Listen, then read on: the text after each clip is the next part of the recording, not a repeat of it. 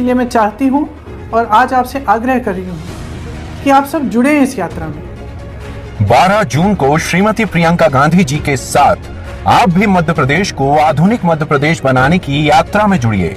प्रदेश को अत्याचार से बाहर लाने के लिए। नमस्कार दोस्तों, जनसंवाद न्यूज में आपका स्वागत है। आज हो चला है 12 जून। फटाफट बड़ी अपडेट निकल के आ रही, बिग ब्रेकिंग पहली बड़ी खबर निकल के आ रही मध्य प्रदेश से जुड़ी बड़ी अपडेट है, जहां पर प्रियंका गांधी ने रखा है आज मध्य प्रदेश में कदम। बीजेपी है तिलमिलाई, जीत के आसार दिखने लगे हैं कांग्रेस के। पहली बड़ी अपडेट निकल के आ रही है। लोकसभा चुनाव को केवल और केवल अब 1 साल बचा हुआ है, इसको लेकर राजनीतिक पार्टियां तैयारियों में जुटी हैं। वहीं देखा जाए कांग्रेस लोकसभा चुनाव से पहले सारे विधानसभा चुनाव को साधना चाह रही है। यही वजह है कि नए बदलाव के साथ इस बार चुनावी क्षेत्र में उतर रही है कांग्रेस। वहीं देखा जाए आज मध्य प्रदेश में प्रियंका गांधी फिर से दौरा कर रही हैं। आपको बताते चले कि प्रियंका गांधी का वर्चस्व आप 23 में इसी अंदाजे से लगा सकते हैं कि जहां जहां चुनाव हुआ है वहां पर अगर प्रियंका ने कदम रखा तो कांग्रेस की सरकार बनना तय है।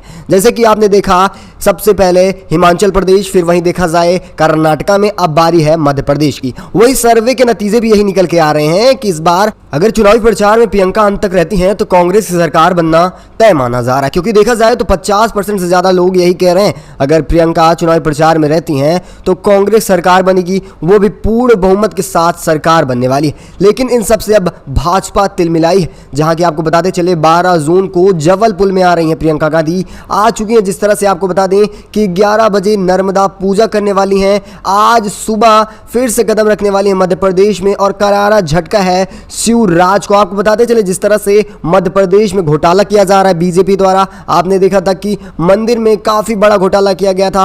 आंधी आने के बाद सप्तऋषि की सारी मूर्तियां ढह गई थी। करोड़ों रुपए का घोटाला कर रहे हैं बीजेपी नेता। यही सब पोल खोलने आई हैं प्रियंका गांधी। आप इस सबको किस तरह से देखते हैं, अपनी राय कमेंट के माध्यम से जरूर दीजिएगा। अच्छा, वही एक और खबर निकल के आ रही, बड़ी अपडेट है कि शिवराज को लगने लगा है करारा झटका। बड़ी अपडेट निकल के आ रही है, प्रियंका के कदम रखने ही लाडली बहन योजना का महिलाओं ने किया है जमकर बहिष्कार। मुंह मोड़ती दिख रही हैं महिलाएं, कुर्सियां रही हैं पूरी तरह से खाली। सीएम के पूरे भाषण में कुर्सियां खाली दिखाई दे रही, साफ आप वीडियो में भी देख सकते हैं।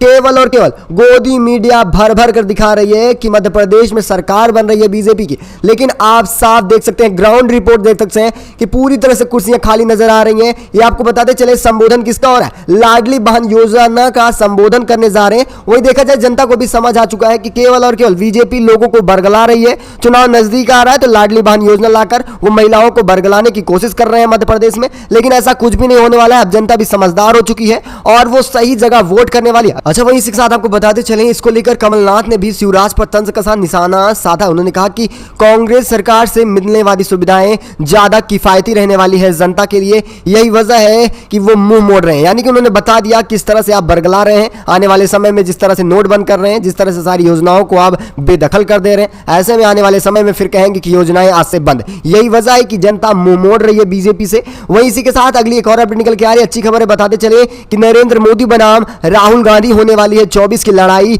लगातार संदेश मिलना शुरू हो चुके हैं, क्योंकि देखा जाए एक तरफ राहुल गांधी की भी लोकप्रियता बढ़ती जा रही है। भारत जोड़ो यात्रा के बाद लगातार राहुल गांधी की लोकप्रियता बढ़ी है। बड़े बड़े सर्वे निकल के आए जहां पर 50% से ज्यादा लोग चाह रहे हैं कि राहुल गांधी नए प्रधानमंत्री के रूप में आए। वही आपको बता दें, अगर देखा जाए जब भारत जोड़ो यात्रा खत्म हुई उसके बाद जितने भी चुनाव हुए हैं, कुल कांग्रेस का डंका बजा है, उसकी एक मुख्य वजह रही है राहुल गांधी।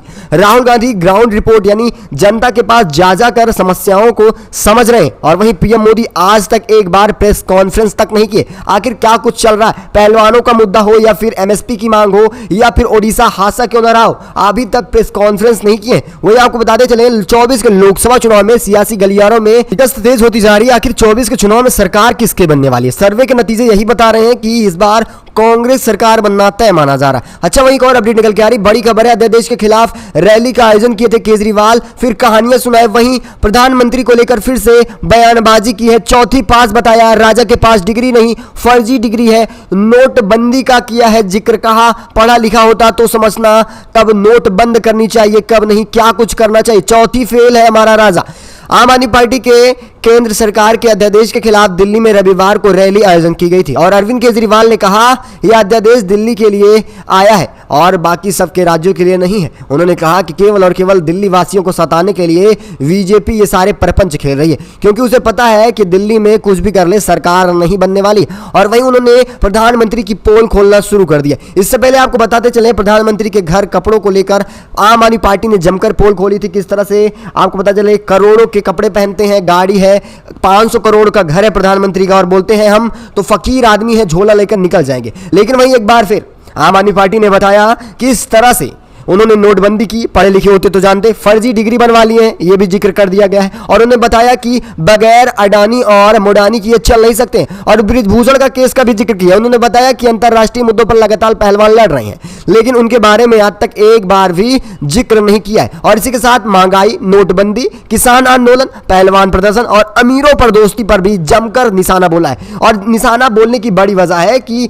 इस समय अरविंद केजरीवाल के ऊपर कोर्ट से भी बड़ा जुर्माना लगा है फर्जी डिग्री वाले बयान पर मोदी को लेकर। यानी कि आप देख रहे हैं किस तरह से तानाशाही चल रही है। अगर आप प्रधानमंत्री से कोई सवाल पूछ रहे हैं तो आपको न्यायालय में जाना पड़ सकता है, आपको जुर्माना देना पड़ सकता है। इस तरह से कसा जा रहा है विपक्षी पार्टियों पे शिकंजा। लेकिन आपको बताते चले, ये ज्यादा दिन शिकंजा या तानाशाही नहीं रहने वाली है। आने वाले आगामी चुनाव में सब कुछ साफ होने वाला है, अगर ईवीएम का घपला ना रहा तो। वहीं इसी के साथ अगली एक और अपडेट निकल के आ रही है, अच्छी खबरें बताते चले कि तनाव के बाद अब उत्तरकाशी में मुसलमानों के बाद अब आपको बताते चले बीजेपी नेता कर रहे हैं जमकर विरोध। भगा दिया गया है बीजेपी नेता को मुसलमानों का पलायन पर। बड़ी अपडेट निकल के आ रही है उत्तराखंड से। जी हां दोस्तों, 3 दिन से लगातार खबरें चल रही हैं उत्तराखंड की, वो भी उत्तरकाशी से। सांप्रदायिक तनाव बढ़ता जा रहा है। वहीं बताते चले, नाबालिग हिंदू लड़की अपहरण की कोशिश की गई थी, ऐसा आरोप लगाया गया, बल्कि वो खुद अपनी मर्जी से मुस्लिम युवक के साथ भागी थी। लेकिन हिंदू संगठन बजरंग दल लगातार बता रहा है कि नाबालिग लड़की को बहला फुसला कर ले गया था मुस्लिम युवक। लेकिन इस बीच बड़ी अपडेट निकल के आ रही, बीजेपी नेता को भी भगा दिया गया है। दरअसल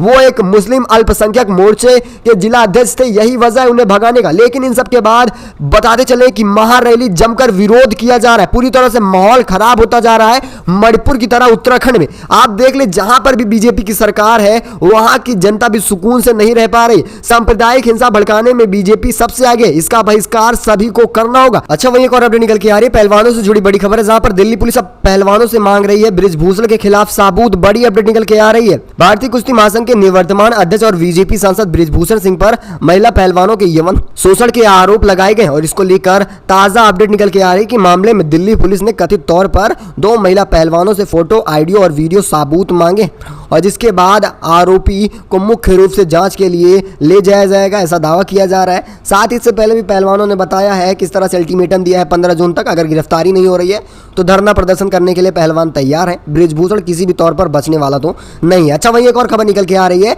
किसानों से जुड़ी बड़ी खबर है। जी हाँ दोस्तों, बता दें कि पूरी तरह से मुद्दे को नीचे दबा रही है भाजपा। एमएसपी की मांग लगातार आपने देखा था 2 दिन पहले किस तरह से अपने तूल पर था, लेकिन 14 किसान नेताओं को गिरफ्तार किया गया, यानी किसानों को फिर से दबाया गया, पूरी तरह से तानाशाही की गई है। अब वही बड़ी खबर निकल के आ रही कि सरपंच एसोसिएशन की बैठक हो रही है, साथ ही घर घर जाकर बताएंगे किस तरह से सरकार किसानों के साथ अत्याचार कर रही है। वहीं फिर से सरकार के खिलाफ किसान घर घर जाकर बताने वाली है किस तरह से खेती में कितना पैसा लग रहा है। वहीं देखा जाए महंगाई तो तूल पकड़ चुकी है, महंगाई के बारे में प्रधानमंत्री बोलने को तैयार नहीं है। वहीं साथ ही देखा जाए जितनी खेती में लागत लग रही है उतना बेचने पर पैसा नहीं मिल रहा है। यही वजह है कि एमएसपी पर लगातार किसान धरना दे रहे हैं। एक बार फिर आज फिर से होने वाला है भीषण धरना, बताएंगे इसके बारे में दोपहर तक। अच्छा, वहीं एक और खबर निकल के आ रही मणिपुर से बड़ी अपडेट है, जहां पर मणिपुर सरकार को घुटनों पर ला रही है अब जनता, लगातार विरोध किया जा रहा है। कुकी प्रदर्शनकारियों ने राज्य की लाइफ लाइन पर ही लगाया है विरोध, यानी कि हाईवे पर लगा दिया गया है जमकर विरोध। अब पूरी तरह से धाराशायी होती नजर आ रही है बीजेपी सरकार, यानी मणिपुर सरकार। मणिपुर में चल रहे हिंसा के ताजा अपडेट निकल के आ रहे हैं। 3 लोगों की मौतें हुई थी, जो कि पहले की खबरों में बताया था। और वहीं अब कुकी समुदाय नेशनल हाईवे के कुछ हिस्सों को ही ब्लॉक कर दिया है, यानी कि एक तरह से देखा जाए पूरी तरह से मणिपुर में इंटर होने का जो नेशनल हाईवे उसे ही जनता ने ब्लॉक कर दिया है। ये ताजा खबर निकल के आ रही, एक बुजुर्ग महिला समेत 3 लोगों की मौत हुई थी। ज्यादा तो जिस तरह से आपको बताते चले हैं कि गोदी मीडिया लगातार खबरों को छिपाती है, फिर वही खबरों को छिपाया गया है। आपको बताते चले एक बुजुर्ग महिला समेत 3 लोगों की मौत हुई थी, यानी कि कुल 4 लोगों की मौत हुई थी। 2 लोग घायल हुए थे, जबकि बताया गया था 1 लोग घायल हुए थे। लेकिन अब अब इन सब के बाद जनता भड़क उठी है, जमकर विरोध किया जा रहा है, नेशनल हाईवे पर ही धरना प्रदर्शन किया जा रहा है। अब सरकार के खिलाफ है, पूरी जनता जमकर हो रहा है विरोध। अच्छा, वही एक और खबर निकल के आ रही है, हमारा लक्ष्य है कि मुस्लिम आरक्षण खत्म कर दिया जाए। ये कौन कह रहा है? अमित शाह कह रहे हैं। ये संविधान के खिलाफ है, यानी कि मुसलमान या गरीब मुसलमानों को जो आरक्षण दिया जा रहा है वो संविधान के खिलाफ है, ये अमित शाह कह रहे हैं। आइए जानते हैं क्या कुछ इन्होंने अपना भाषण दिया है। आगामी लोकसभा चुनाव को केंद्र और केंद्रीय गृह मंत्री अमित शाह एक्टिव नजर आ रहे हैं। शाह ने महाराष्ट्र के नांदेड़ में शनिवार को मुस्लिम आरक्षण को लेकर बड़ा बयान दिया। उन्होंने दावा किया कि बीजेपी का मानना है कि मुस्लिम आरक्षण नहीं होना चाहिए क्योंकि यह संविधान के खिलाफ है। धर्म आधारित आरक्षण नहीं होना चाहिए। उन्होंने कहा कि जो आरक्षण पहले थे वही रहना चाहिए। और आपको बताते चले, आरक्षण पे झटका देने में केवल और केवल कांग्रेस का बड़ा हाथ रहा है, क्योंकि कांग्रेस को देखा जाए तो कांग्रेस के सभी नेता ग्राउंड रिपोर्ट कर समझ रहे हैं कि आखिर जनता की क्या कुछ परेशानी है। बीजेपी नेताओं की तरह ऑफिस में बैठकर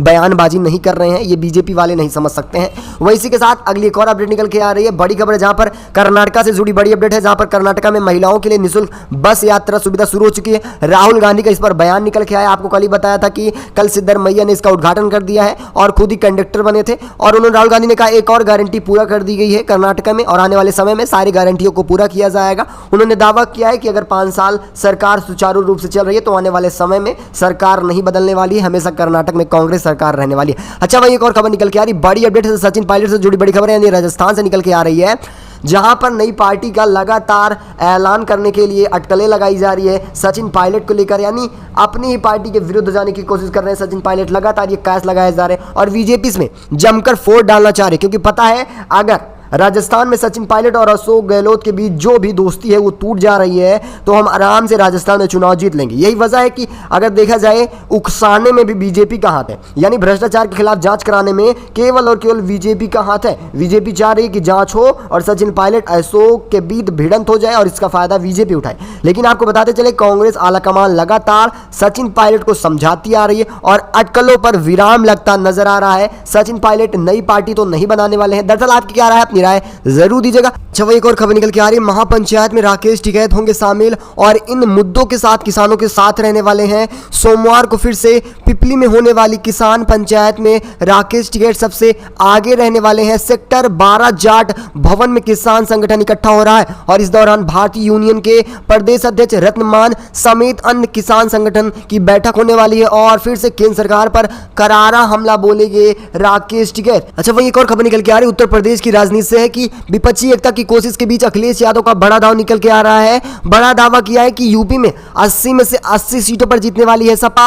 बड़ी खबर है, अगले साल यानी 24 में होने वाले लोकसभा चुनाव में बीजेपी को हराने के लिए विपक्षी एकता की कोशिश के बीच समाजवादी पार्टी प्रमुख अखिलेश यादव ने बड़ा दावा किया है। अखिलेश का कहना है कि समाजवादी पार्टी यूपी की सभी 80 सीटों पर जीत हासिल करने जा रही है। सीतापुर के नौमी सरेण में लोक जागरण अभियान के तहत उन्होंने यह बड़ा दावा किया है। उन्होंने बताया कि हम कुछ खास मुद्दों के साथ सरकार को घेरना चाहेंगे, जिस तरह से जनगणना और सॉफ्ट हिंदुत्व, भ्रष्टाचार, बेरोजगारी, महंगाई। देखा जाए तो मुद्दे पूरी तरह से अखिलेश के जायज हैं, क्योंकि सॉफ्ट हिंदू के साथ जरूर रही है बीजेपी और लगातार सांप्रदायिक हिंसा भड़काती रही है। भ्रष्टाचार की तो बात ही न की जाए। बेरोजगारी तो युवाओं के लिए एक अभिशाप है और साथ ही देखा जाए महंगाई तो आसमान छू रही और इससे सभी लोग ग्रसित है। अगर इन मुद्दों के साथ अखिलेश चुनावी क्षेत्र में उतर रहे हैं तो सरकार बनना तय है उत्तर प्रदेश में। अच्छा, वही एक और खबर निकल के आ रही है, बड़ी अपडेट है, राहुल खड़गे जल्द पहुंचने वाले हैं पटना। बड़ी अपडेट है, लगातार विपक्षी एकता को लेकर सक्रिय नजर आ रहे हैं राहुल गांधी और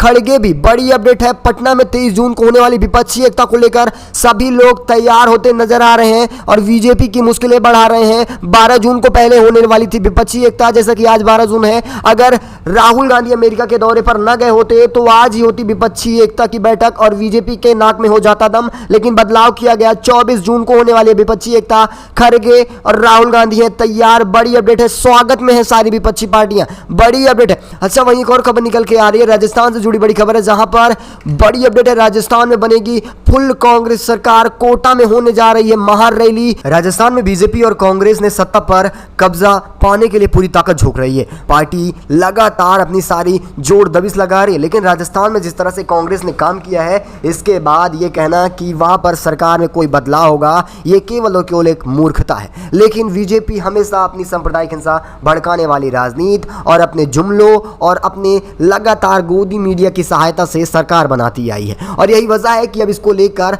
काफी ज्यादा सक्रिय नजर आ रही है कांग्रेस पार्टी। यही वजह है कि जनता को वो यह बताना चाह रही है कि ये किसी भी तरह से आपको बरगला सकते हैं, क्योंकि इनके पास कोई मुद्दा खास नहीं है। ये केवल और केवल धर्म की राजनीति कर आपको बरगलाना चाहेंगे। यही वजह है कि ज्यादा रैलियां कर रही है राजस्थान में कांग्रेस। अच्छा, वहीं एक और अपडेट निकल के आ रही है। आम आदमी पार्टी ने पंजाब में दिया है लोगों को झटका, महंगाई का झटका लगा है, डीजल पेट्रोल के दाम बढ़ाए जा रहे हैं। आम आदमी पार्टी की सरकार इस समय पंजाब में है और देखा जाए तो वहां पर फिर से डीजल और पेट्रोल की कीमतों में बढ़ोतरी की जा रही है।